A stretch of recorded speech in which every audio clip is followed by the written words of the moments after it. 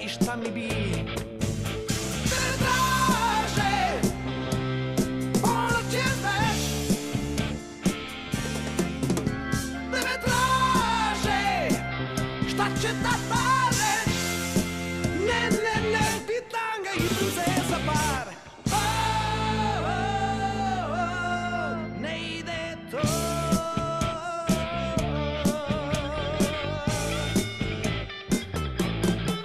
Sviće dan, ja sam momak na lošem glasu. U ovom gradu moraš poć. Ma neka je dan, još bi malo bila s tobom. Baš si dobar još jednu noć.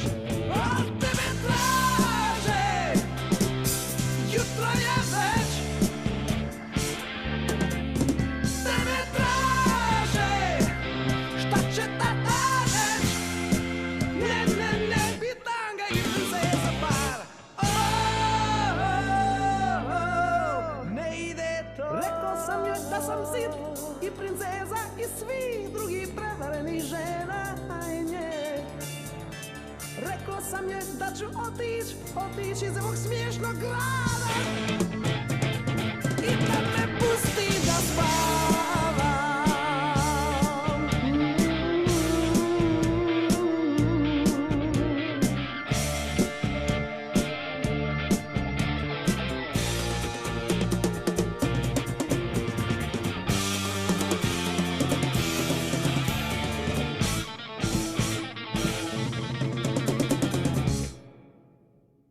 Luda noć, ja sam momak na lošem glasu u ovom gradu, a ko si ti?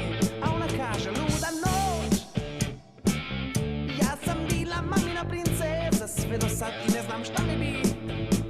Od tebe traže, jutro je već, ali tebe traže, šta će tata reć? Ne, pitam ga i princeza bar. Кој феномен е тој било дугме? Тоа е некој социолошки феномен, затоа што ден денес кога вие ќе разговарате на овие простори, било дугме, празно место, па се друго. Кој феномен беше тој? Социолошки феномен е тоа?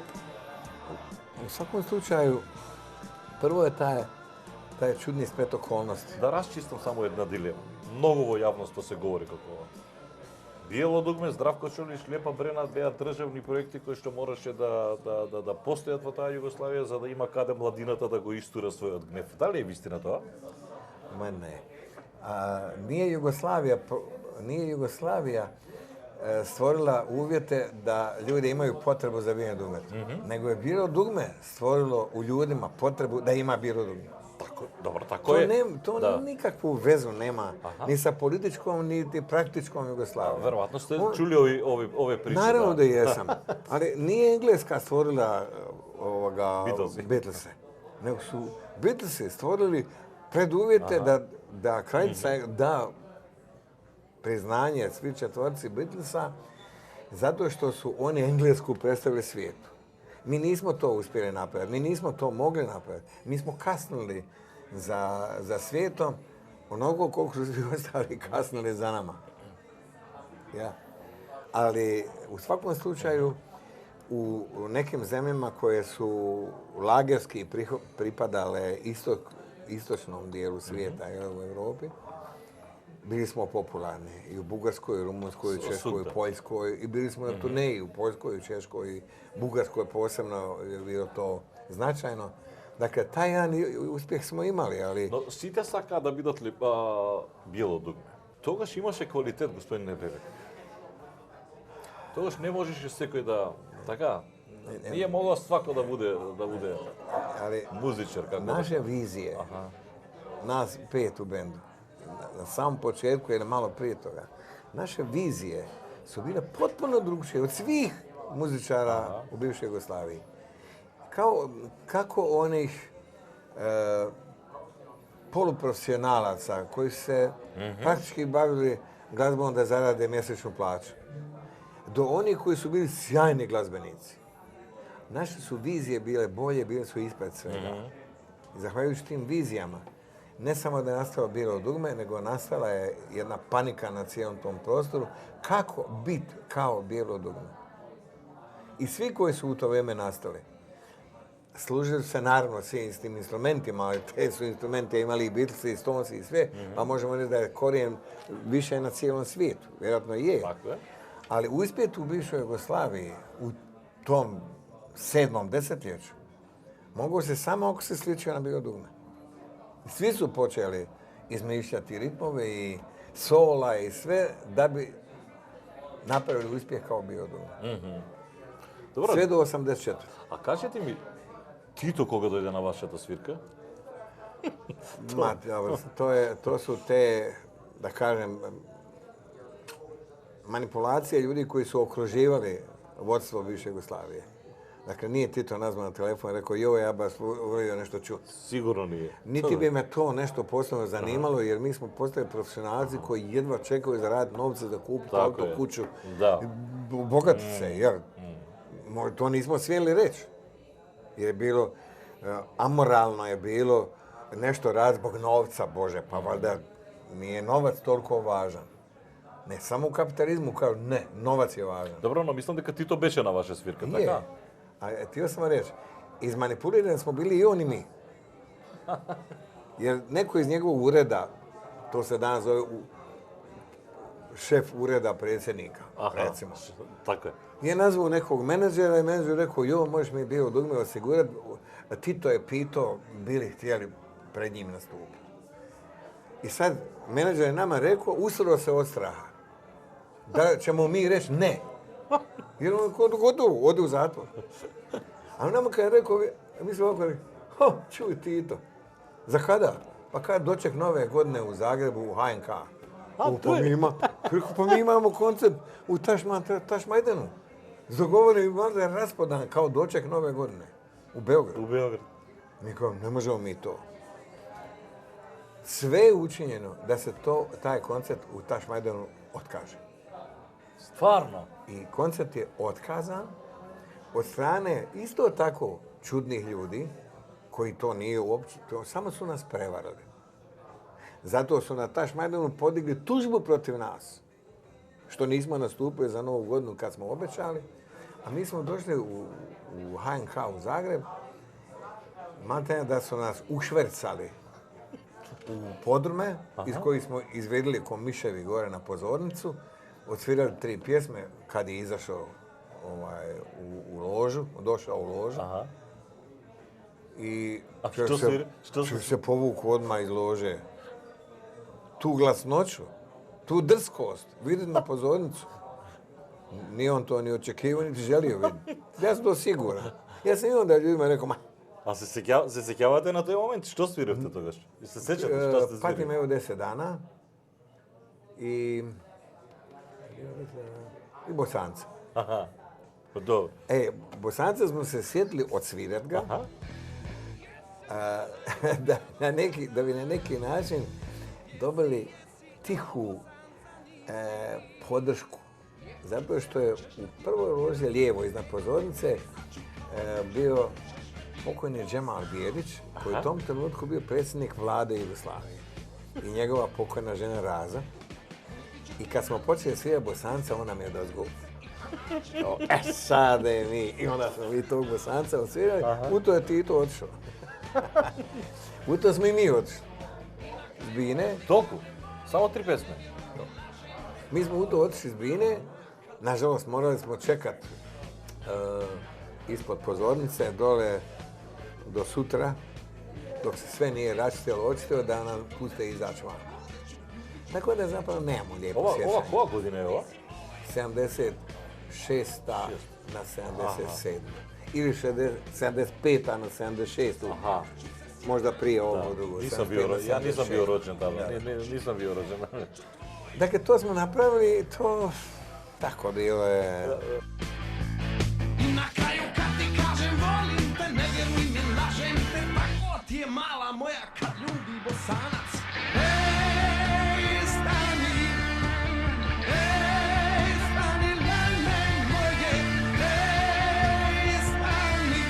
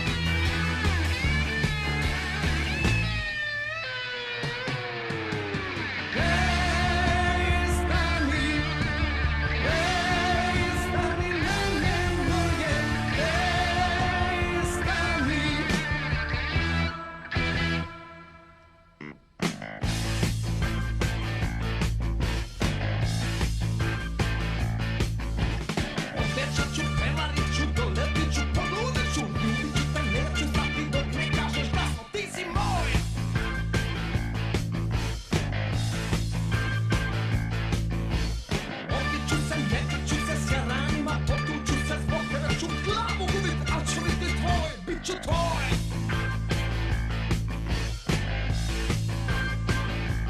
I na kraju kad ti kažem volim te, ne vjeruj mi, lažem te, tako ti je mala moja kad ljubi Bosanac.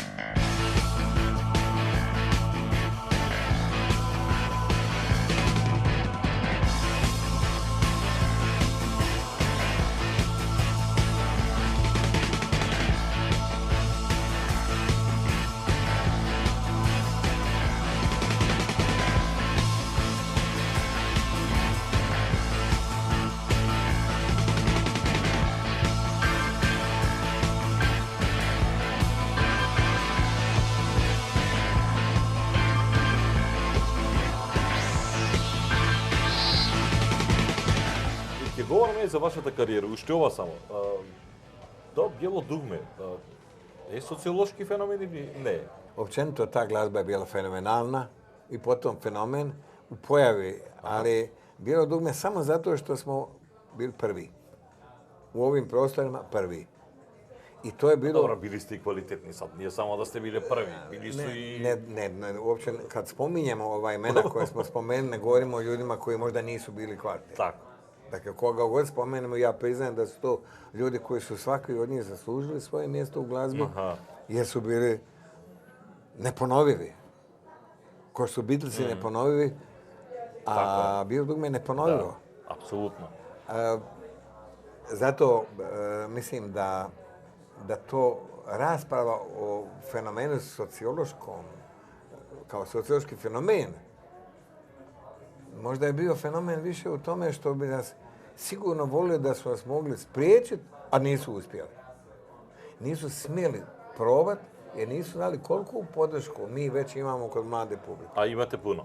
I vi imate još i danas imate. Tako da smo mi funkcionirali, jel? Ali smo stalno imali nekih problema.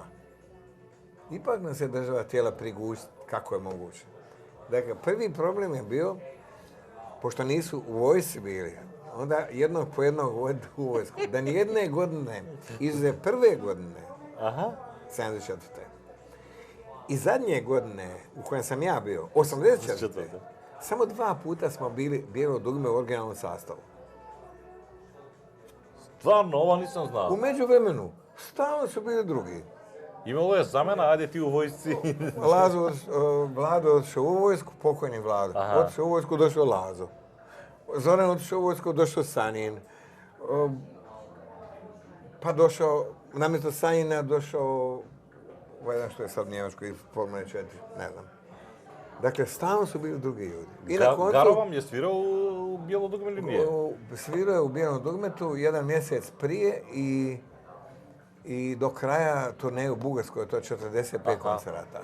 Dakle, fenomenalan bubnjar i glazbenik, on i klavijature svira, sjajno. Da. Ali i Gigi je bio sjajan kao bubnjar, ali namjesto Gigi je došao Garo. Namjesto pokojnog Ipeta, tad je bio u zatvoru, jel?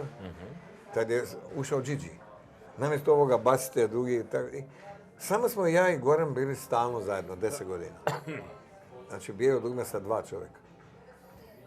Mislim da i sad je Bijelo dugme sa 2 čovjeka, originalno. Zoran i Goran. Gigi nije stalni bubnjar, on je se samo opet pojavio. I nema drugih. Dakle, gdje je sociološko pitanje? Samo to. Kako nas ipak nisu zaustavili? Čak nam je jedan i u zatvor završio. Ipe pokojni. Не, мислам, социолошкиот аспект на феноменот кој што допира до луѓето, кој што пркоси на власт, така, кој што се бори за таа слобода помеѓу младите. На тој феномен мислев дека е социолошки. Може тој филозофски дискурс, како сакате на наречете. Може се raspravljati o tome, ali ja u suštini pričam uvijek o istoj pojavi. To je istovremeno pojava u cijelom svijetu. To je najvažnija pojava u cijelom svijetu, u povijesti je rock'n'roll. To je fenomenalno. I svi koji su stvarali rock'n'roll i prvi ga gurali kroz svijet, to su sve fenomeni. pa smo i mi Bijelo dugme u tom smislu fenomeni. Ali pojave rock'n'roll. Искрено очекувам и повторно да се појави рок-н-ролот за да завршат овие војни кои што сега ги имаме низ светот.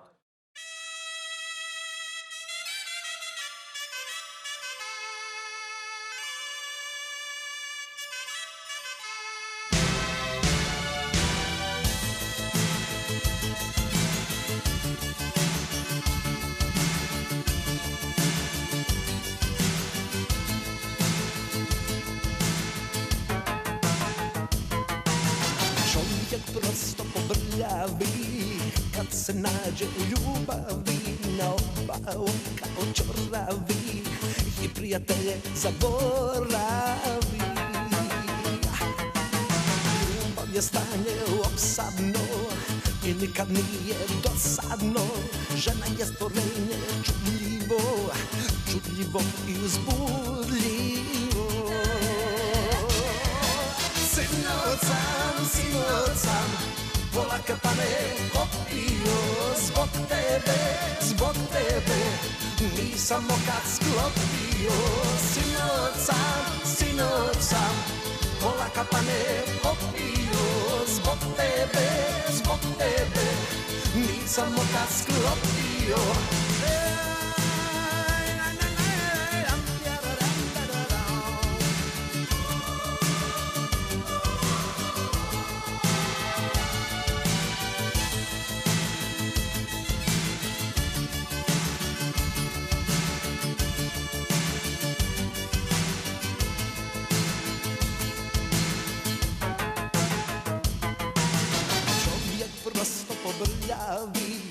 Kad se nađe u ljubavi, na oba oka očoravi i prijatelje zaboravi.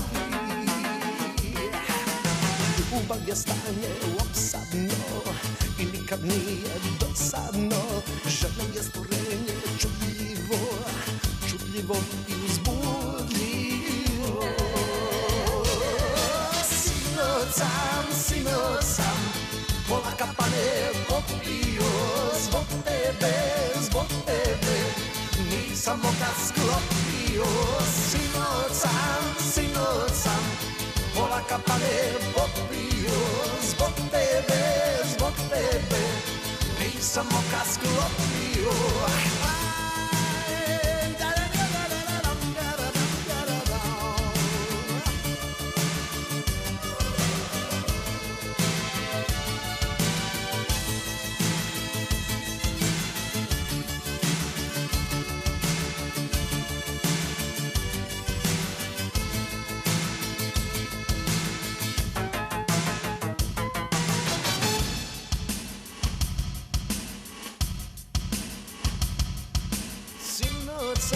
Sinoć sam pola kapane popio zbog tebe, nisam okad sklopio.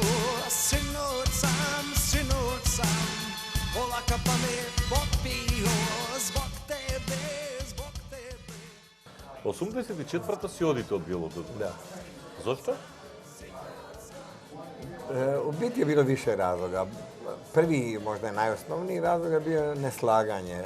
Naše u tom trenutku novo nastalo neslaganje između mene i Gora. Pola kapane popio zbog tebe, nisam okad sklopio.